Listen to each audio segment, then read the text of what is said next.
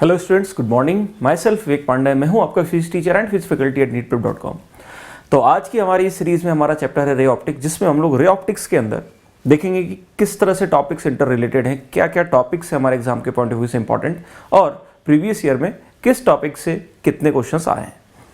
Again, before I start this content, let me clear first that बच्चों, this is not we are not going to teach this chapter in this session. Rather, अगले 10-15 minute में हम लोग सिर्फ इस chapter की एक summary बनाएंगे, जिसमें इस चैप्टर के जितने भी कंटेंट हैं उनको लॉजिकली इंटर रिलेट करेंगे एंड बाद में प्रीवियस ईयर के क्वेश्चंस को उनमें टैग करेंगे, ताकि हमको आइडिया लग सके कि भाई अच्छा हाँ, इनमें इन एरिया से एग्जाम में क्वेश्चंस कंटिन्यूसली पूछे जा रहे हैं। और हम कोशिश करेंगे कि अगर हमें कोई इंपॉर्टेंट पैटर्न दिख जाए, अगर पैटर्न दिख जाता है दैट्स वेल एंड गुड, उन टॉपिक्स को हम थोड़ा ज़्यादा एम्फेसाइज करेंगे। अगर कोई पैटर्न नहीं दिखता है तो अल्टीमेटली फिर हमको सारे टॉपिक्स को करना पड़ेगा ही। तो आइए स्टार्ट करते हैं रे ऑप्टिक्स को। काफ़ी बड़ा चैप्टर है और इसीलिए काफ़ी इंपॉर्टेंट भी है। तो जैसा कि हमने देखा था, अगर मैं पुराने हमारे इस लेक्चर की सीरीज़ की वीडियोज़ को रिकॉल करूँ तो तीन क्वेश्चन आए हैं कुछ ही टॉपिक्स से, जो कि मैं कहूँगा सबसे इंपॉर्टेंट है हमारी इस डिस्कशन के। तो उसमें सबसे अगर आप ऑन एन एवरेज देखेंगे तो वर्क एनर्जी पावर से 3 क्वेश्चन उठ के आते हैं, रोटेशन से 3 क्वेश्चन उठ के आते हैं, और उसके बाद 12th में ये रे ऑप्टिक्स ऐसा चैप्टर है जिससे फिर से 3 क्वेश्चन ऑन एन एवरेज उठ के आते हैं। रादर आप 2012 का पेपर देखेंगे तो सिर्फ 5 क्वेश्चन इस अकेले चैप्टर से डायरेक्टली उठ के आए थे। उसका रीज़न भी है क्योंकि ये अकेला एक अनोखा चैप्टर है जिसमें पूरी की पूरी रे ऑप्टिक्स, पूरी की पूरी फिजिक्स की एक ब्रांच को उनने कवर कर रखा है। ठीक है, हाँ, ये मैं नहीं कह रहा कि हर साल ही 5-5 क्वेश्चन उठ के आएंगे, बट इसका एवरेज 3 से ऊपर ही रहेगा। जनरली 3 क्वेश्चन तो आते ही आते हैं, जनरली एक आध दो अगर मैं यूनिक एक्सेप्शंस को छोड़ दूँ, यूनिक ईयर्स को। तो देखते हैं बच्चों, आखिर रे ऑप्टिक्स के अंदर क्या सबसे ज़्यादा इंपॉर्टेंट है।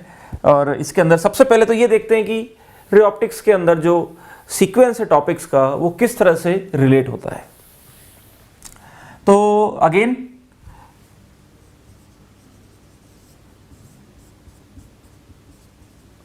आई will divide this thing into 3 major parts.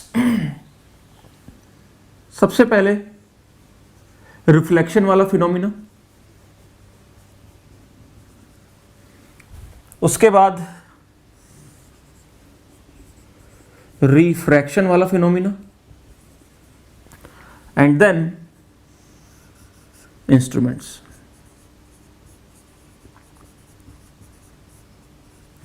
तो लाइट 2 इंपॉर्टेंट फिनोमिना शो करती है, रिफ्रैक्शन और रिफ्लेक्शन।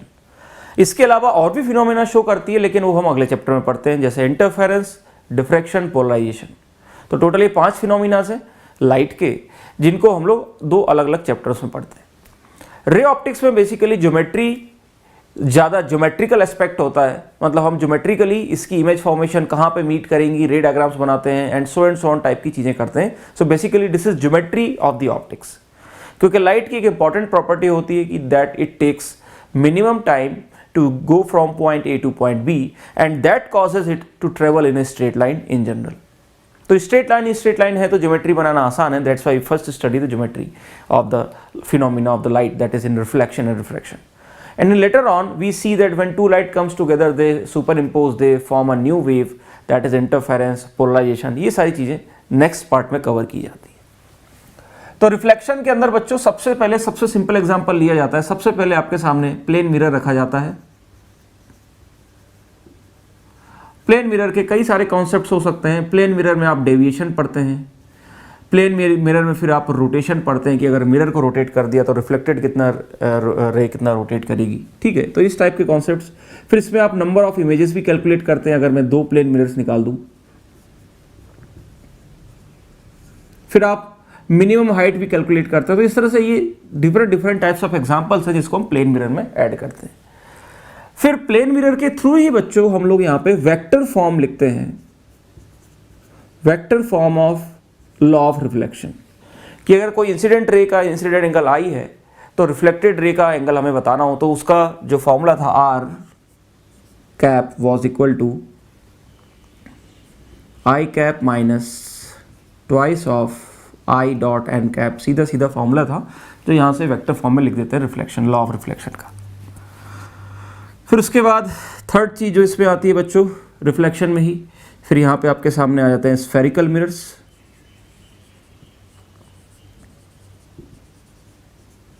यहाँ पे आप इमेज फॉर्मेशन या इमेज ऑब्जेक्ट और फोकस, इन तीन चीज़ों को रिलेट करते हो using mirror formula 1/v + 1/u is equal to 1/f, magnification का फॉर्मूला -v/u, और इसके अंदर आप लोग रिलेट करते हैं रे डायग्राम्स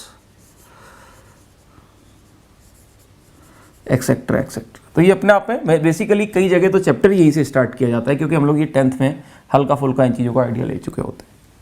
फिर इसमें फोर्थ चीज़ आती है बच्चों important, that is principle of reversibility.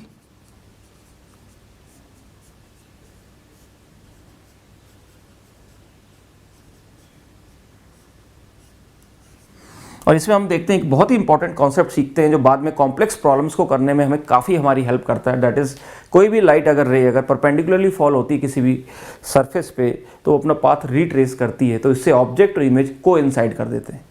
तो काफ़ी आसान हो जाता है इस कॉन्सेप्ट को कॉम्प्लेक्स प्रॉब्लम्स के अंदर खासकर अप्लाई करना। So this is an important concept which we generally learn here. And finally last but not least, Newton's formula.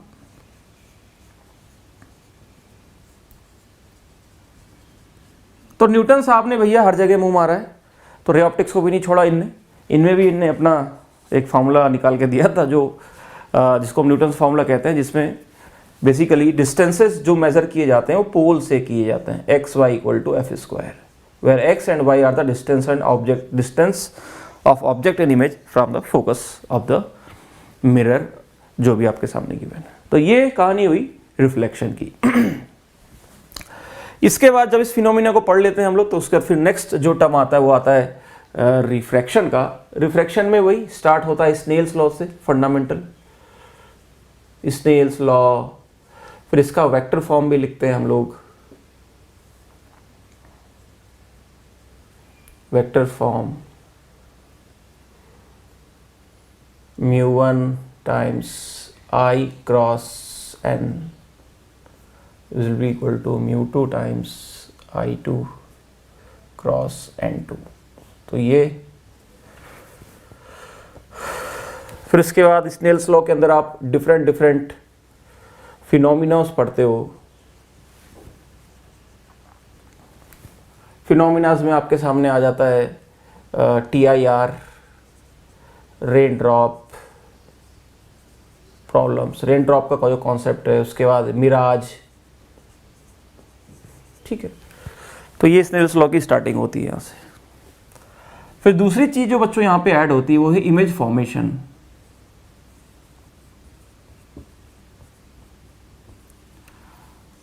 तो पहला वाला जो कॉन्सेप्ट था उसमें हम लोग सिर्फ रे के पाथ को डिटरमिन करते हैं कि अच्छा ये रे एंटर कर गई और फिर वहां से कहाँ निकल गई।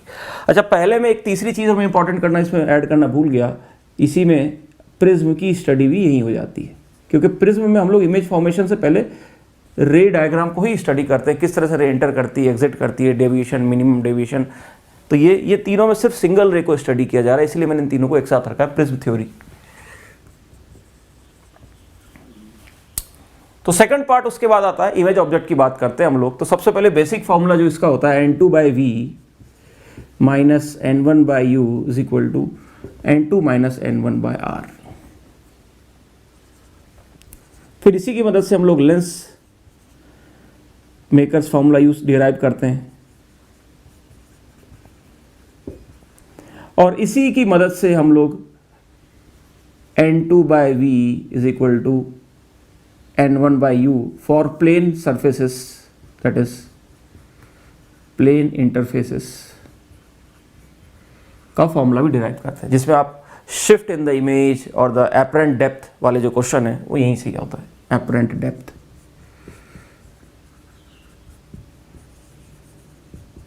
और शिफ्ट के क्वेश्चन। फिर लेंस मेकर्स फॉर्मूला जो कि अगेन काफ़ी important, is equal to n-1 into 1/r1 minus 1/r2। तो इसमें दो टर्म्स हैं, एक तो optical parameter and then geometrical parameter. इन दोनों के प्रोडक्ट से हम लोग फोकल लेंथ या पावर को किसी भी लेंस की डिटरमिन करते हैं। और फिर यहाँ से कहानी चालू हो जाती है लेंस की। लेंसेस। लेंस के अंदर फिर आपकी सबसे पहले लेंस फॉर्मूला,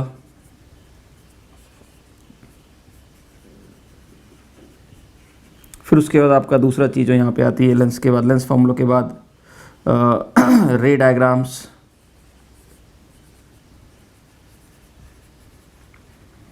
डिस्प्लेसमेंट मेथड,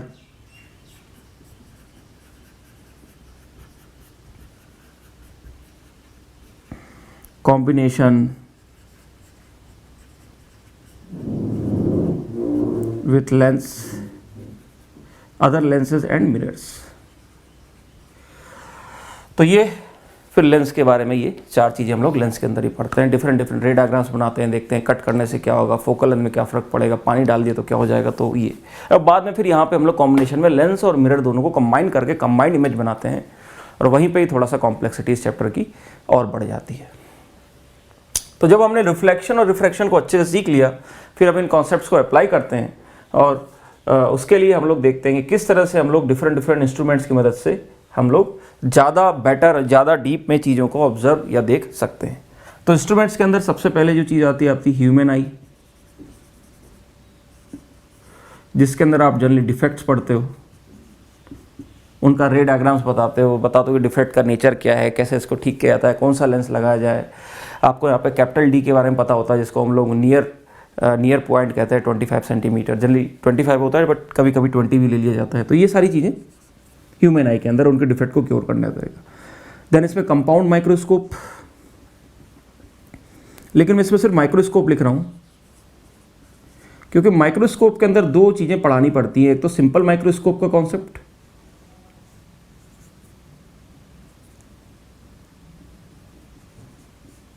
और दूसरा फिर उसके बाद कंपाउंडिंग। तो आप देखेंगे इन दोनों के अंदर दो लेंस यूज होते हैं, तो वही लेंस के जो हमने कॉन्सेप्ट पढ़े थे वो डायरेक्टली यहाँ पे एप्लीकेबल होता है। And last but not least then telescope. Telescope के अंदर मैग्निफिकेशन, एडजस्टमेंट, ये सारी चीज़ें ये आती हैं। सो this is ray optics.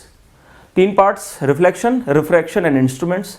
Reflection में मेजरली अगर मैं कहूँगा तो ये स्फेरिकल मिरर्स और वो इमेज फॉर्मेशन वाली कॉन्सेप्ट, और ये principle of reversibility, the important one, जिससे आपको कॉन्सेप्ट सीखते हैं आप कॉम्प्लेक्स प्रॉब्लम्स का। देन रिफ्रैक्शन में स्नेल्स लॉ में बच्चों ये फिनोमिनाज इंपॉर्टेंट है, प्रिज्म थ्योरी इंपॉर्टेंट है आपके लिए, और वेक्टर फॉर्म एज सच बता दिया जाता है, बट एम्स में एक बार कभी आया था। And then second most important thing या कहूँगा इस पूरे में जो सबसे इंपॉर्टेंट चीज़ है वो ये है image formation in the refraction, खासकर लेंसेज वाला जो पार्ट है। ये डिस्प्लेसमेंट मेथड इंपॉर्टेंट है और कॉम्बिनेशन इंपॉर्टेंट है अच्छे क्वेश्चंस के लिए।